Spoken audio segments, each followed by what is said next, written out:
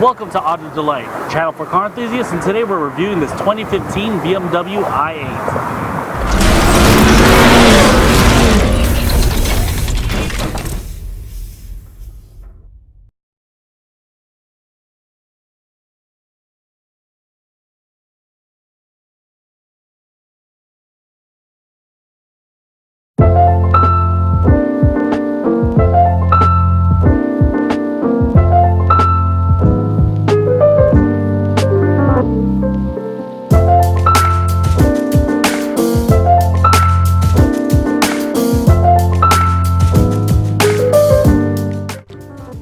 This is the BMW i8, the i division's and arguably BMW's halo car.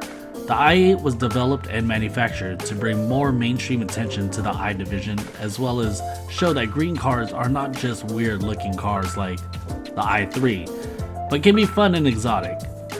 Today, I will do an in-depth review on the i8, which I hope you will have a good perspective on this flagship car.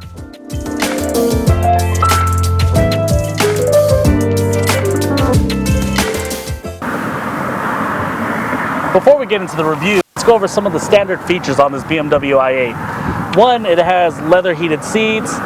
2, it has dynamic damper control for better handling. 3, it has Harman Kardon speakers. And 4, it has some distance parking control, which is pretty cool. The BMW i8 will come with 3 different packages on top of the standard features. The 3 packages are Giga World, Terra World, and Pure Impulse World.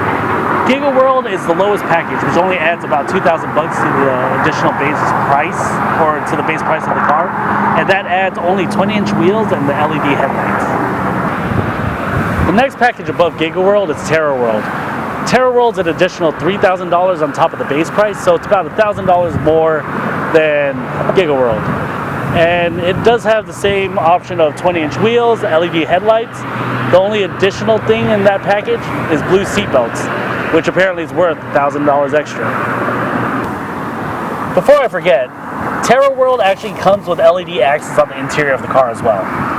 The last package you get is Pure Impulse World, which is, I believe, $10,000 extra on top of the base price. Pure Impulse World comes with 20-inch wheels, LED headlights, blue seat belts, the LED accents on the interior, anthracite roof, I believe, and brown leather, which is pretty cool. The brown leather is actually really nice. Is it worth $10,000? I don't know.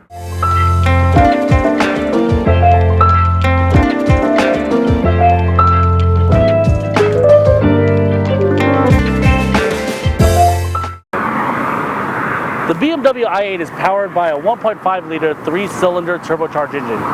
The total output on that engine is 231 horsepower and 236 pound-feet of torque. On the front axle is the electric motor. The electric motor makes 129 horsepower and 181 pound-feet of torque. Total output's about 372 horsepower and 420 pound-feet of torque. It holds about 11.1 gallons of fuel, and it does 0 to 60 in about 4.2 seconds.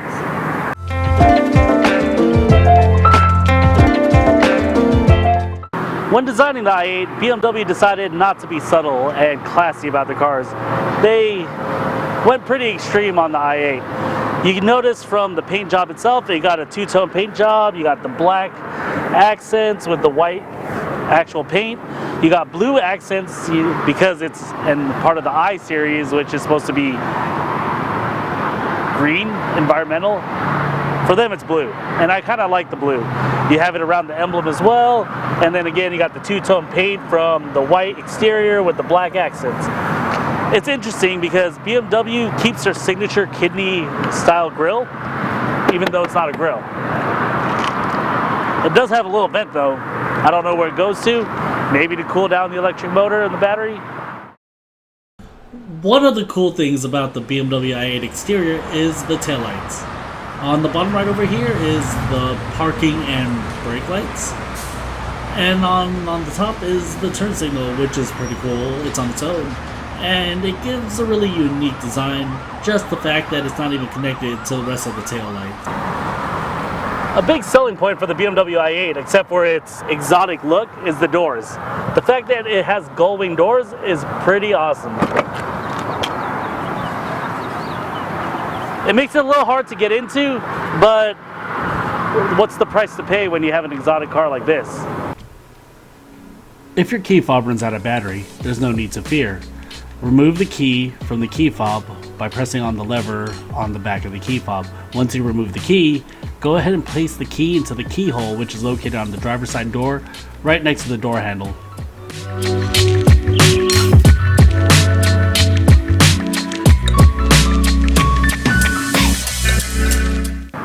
Another interesting feature of this car is the fact that you don't have a rear wing. You got side wings. And this side wing is a really cool design. The funny thing is, when you think about it, it's like, how do you wash in here and how do you detail the inside of that? But it's cool because you can actually fit your whole forearm and bicep into this little space. I don't know how much downforce it creates or how much drag it reduces, but I don't care because it just looks so awesome. A couple of things that you may notice about the BMW i8 is that it has two fuel doors, one on the driver's side front fender and one on the passenger side rear quarter. When looking at the front fender fuel door, just pop it open by pressing on the latch right here. We'll pop the panel open and it will reveal a charge port, so you can go ahead and charge your batteries while you're at home or at a charging station. Looking at the rear passenger side quarter panel, you'll see the second gas tank or the second gas panel, whatever, fuel lid. Go ahead and press the fuel lid button on the door panel. That will open this. Press on that and that will reveal your fuel cap. And go ahead and open, and you can go ahead and put either, BMW does recommend 87 octane, but the owner of this car does put 91 octane. I do enjoy the BMW i8's design. It's really sleek. It definitely has that futuristic feel, but overall, it is a great looking car. And to be honest, if you don't like getting attention on the road, this is probably not the car for you. It is flashy. It will give you a lot of attention when you're driving around. But I mean, I'm guessing people don't buy this car to, be subtle. So, in my honest opinion, it's a great looking car. There's not really much I don't like about the exterior. I do appreciate the fact that they kind of went all out on their paint job, so they have the blue accents and the black secondary tone on the car. And it looks really nice. And for a futuristic car like this, I wouldn't have asked for actually a better paint job than that.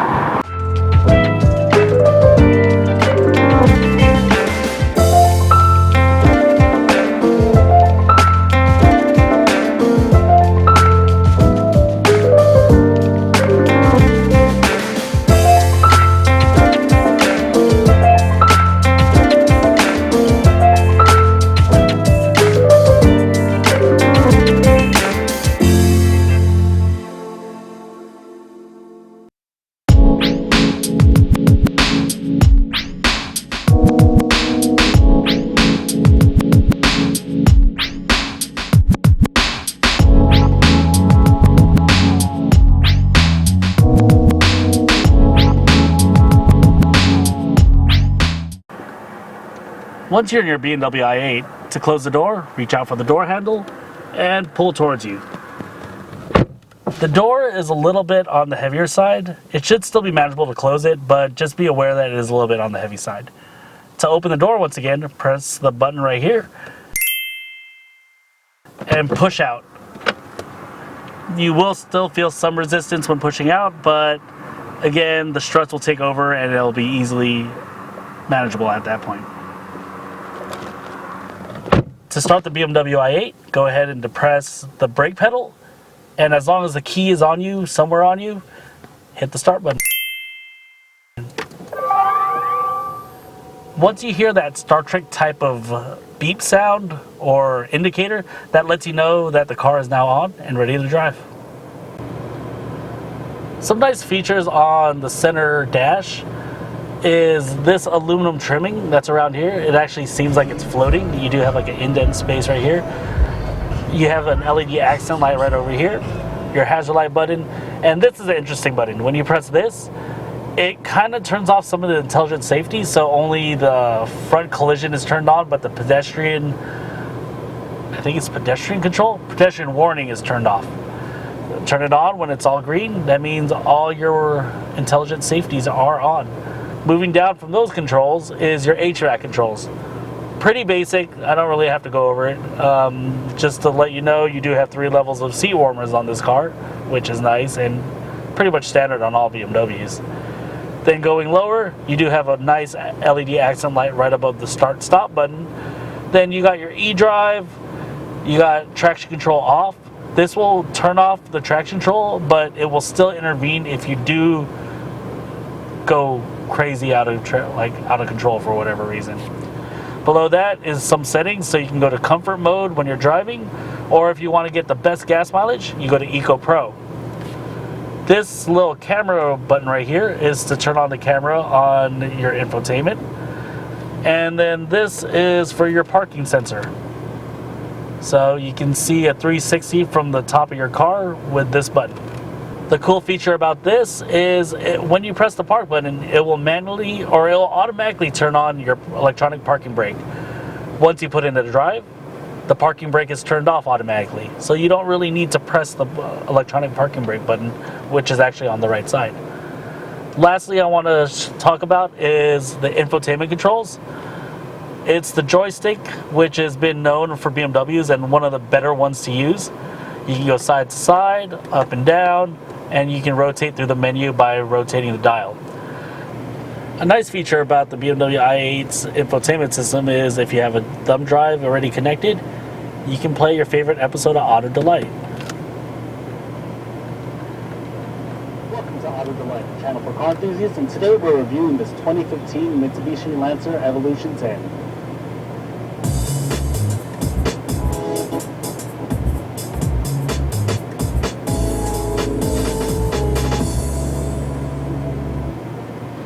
The rear seats are pretty much there for show.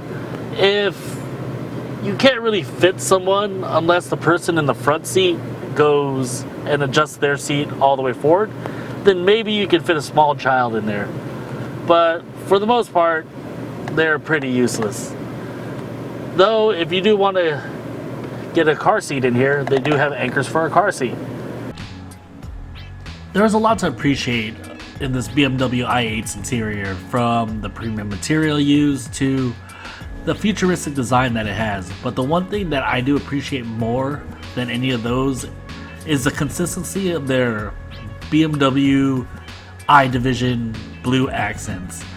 This car being packaged with a pure impulse world, it has the blue seat belts, it has the blue stitching in the seats, and as well as having the blue accent around the steering wheel and the airbag.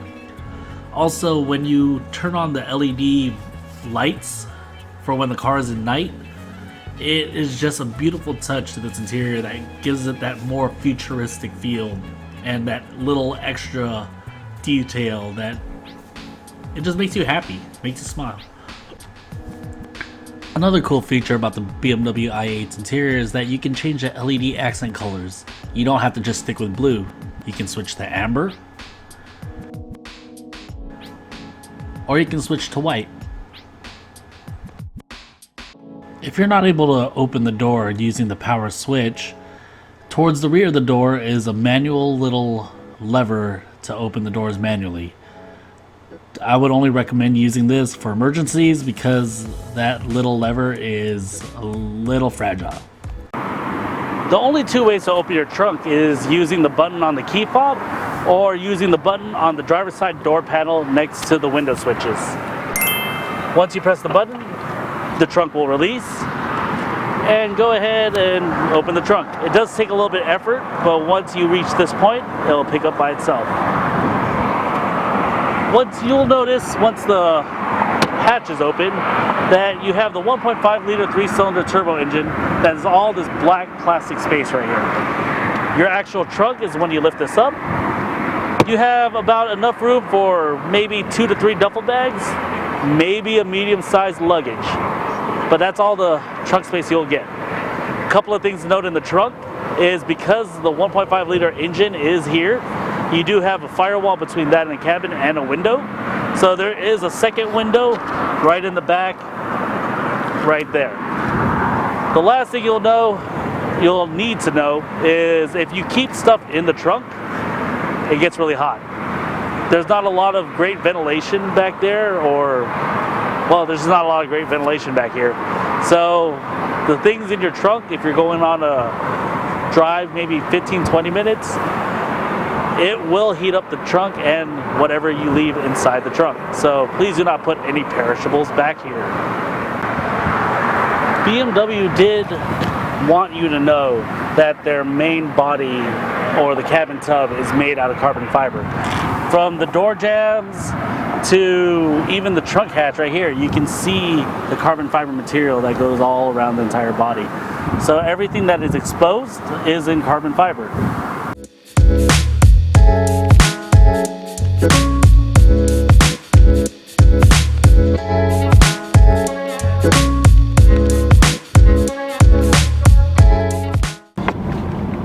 When I originally was offered to review this car, I was expecting the car to be slower, and when I finally got to drive it, that's not the case, and that is a very, very big surprise and very, very pleasurable on my part. It does 0 to 60 in 4.2 seconds, but when you do put it in the sport mode and you have both the electric motor and the 3-cylinder spooling up, it feels amazingly fast. And it does keep up with, those sports cars out there. It's not going to be the fastest. You don't want to race this against like a McLaren or a Bugatti or like any of those cars, but it will hold its own. Braking took a little bit to get used to because it does have the regenerative braking. So the moment that your foot gets on that brake pedal and you give it like a slight pressure, the car stops quickly. So once you get used to how to feather the brake and how to, progressively get on the brakes when you're slowing down, then you start getting used to it and it becomes a lot smoother. But initially it wasn't fun at all. Handling is great on this car. It really sticks to the floor. I barely feel any body roll when taking corners or when getting on those roundabout on-ramps.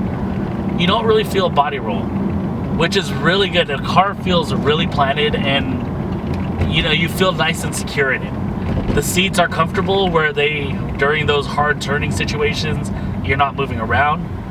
You got good bolstering around your abdomen area and your core, so you get to stick in there. Even though it's leather, you don't slip around. And I just love these blue seat belts. They're freaking awesome. I really enjoy the handling of this car. I've driven a Z3 before, and the way that the i8 feels is kind of reminiscent to that. It's not as raw as the Z3, but it's more refined. It's still as agile though. And that's the one thing I like about the chassis is that you get great feedback from the road. You really feel the condition of the road, the little bumps, the cracks, when you're going over rocks versus being on, nice newly paved roads. You can feel those differences, and I really like that about sports cars, is being able to know what condition you're driving on. The steering on this car is really precise. It has no dead zone when you're steering, and the moment that you do start turning the steering wheel, it's very progressive and it feels very natural. The only gripe I have with the steering is the fact that I don't feel any feedback from it. So I get the feedback from the chassis, but I don't get the feedback from the steering wheel. And when I'm doing some spirited driving and doing some maneuvering, it's hard to know the limits of the car. The visibility of this car is remarkably good. I have great forward visibility. The windows on the side are freaking huge. You even have the tiny one right over here in the A-pillar or close to the A-pillar. And even your C-pillar for your blind spot, you have really good visibility. The only visibility that's lacking is kind of on the rear. You have straight behind you good visibility. The only thing that this car doesn't have that I feel like it should have been standard would be the blind spot monitoring. But that's a feature that they should have and they didn't add it. But hopefully second gen i8s, they do add it. The one thing I really wish they had with all the visibility that you have in this car, panoramic sunroof. Or even a glass roof. Give me a damn glass roof for like all I care. But with the way this car and how futuristic it is, looking at a black headliner when you look up is kind of boring. Another thing I wish they added was once you put your car in sport mode, you know, the instrument cluster itself turns red to indicate, wow, red is sporty and all this stuff. But your LED interior lights stay blue, so it kind of contrasts a little bit, which is, I mean, it's not bad, but it would have been very cool if you put it in sport mode, then all the LEDs just in the car turn red, and you know, you feel like you're in Star Trek and you went to red alert and now it's all about battling and racing. That would have been cool. By the way, great job BMW on giving us a fake audio of like a more powerful engine. I really appreciate that. Oh shit, look at this heavy V8 just roll through the gears. Just kidding, guys, it's a BMW inline 3 turbo. So what are my last thoughts on the BMW i8? It's a nice car. It has the exotic looks. The interior is nice and you know, futuristic. I can't wait to show you guys some of the night shots of the interior for this, because it is beautiful here. But if you take away those two features, or you just put them aside, the car is not as great in my opinion. For $150,000, I believe you can get better cars like the AMG GT. This car was supposed to be BMW's, you know, Halo tech car. It was supposed to kind of show the technology that BMW has, and for it to be that, you know, star child for BMW without selling a lot. But it just doesn't feel that it lives up to that. And the only reason I say that is, as a hybrid, I would expect something more than 22, 23 miles per gallon. And as like a roadster, not a roadster, but you know, a sports car with the price tag that it's at, you can buy a GTR that would whoop this car on a straight line. And granted, like, it just doesn't feel that this car tried to be too many things at once. I feel that they tried to shove too much technology, but they wanted a sports car, but they wanted to show their environmentally friendly side and showcase the new environmentally friendly I division or I cars. And I mean, the i3 does that better than this. It became pretty much the trophy wife for BMW. It's good to show off, but performance-wise, even though there are decent, it could have just been better. Hopefully the second generation BMW i8 ups the ante on the performance. And again, I appreciate BMW's effort in what they did with this car. The carbon fiber tub, the exotic exterior, and the futuristic interior, and you know, I can appreciate that. That's the things that I really love about this car. But just, there's things better, and it might not change your guys' mind, because I mean, if I won the lotto, I'd probably buy this car. I'd like to cruise around in it. It's fun, but there's just better options out there.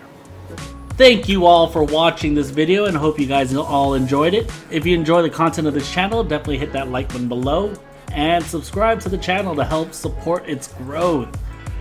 And also, please don't hesitate to go ahead and click one of the many reviews that I do have. Here's a playlist to your left. And to your right are some simple DIYs if you want to learn how to, change your oil or do a headlight restoration. Again, thank you all for watching, and peace.